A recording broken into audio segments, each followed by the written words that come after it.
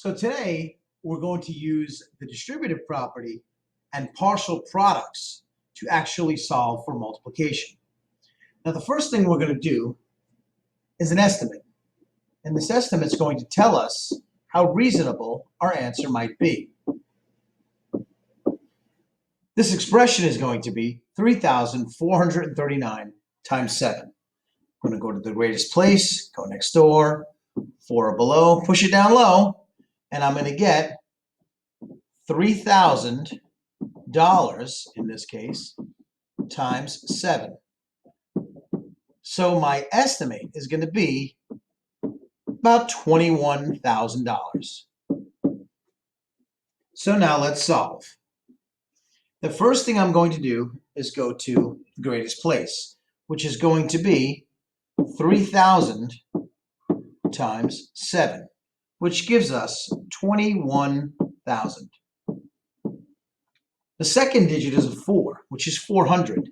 So that's going to be 400 also times that factor of 7, which is going to give me 2,800.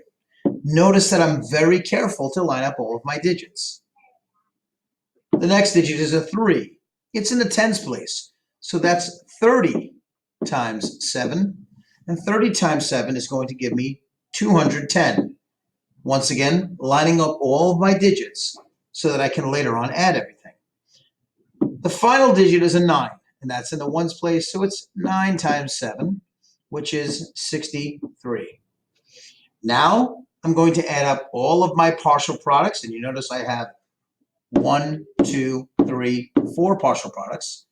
We have 3, 7, 0, 4, 2, comma, remembering that this is dollars, 3,439 times 7 equals 24,073.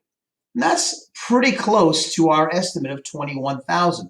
Therefore, I can say that my answer is reasonable, and I've used partial products to solve for this multiplication problem.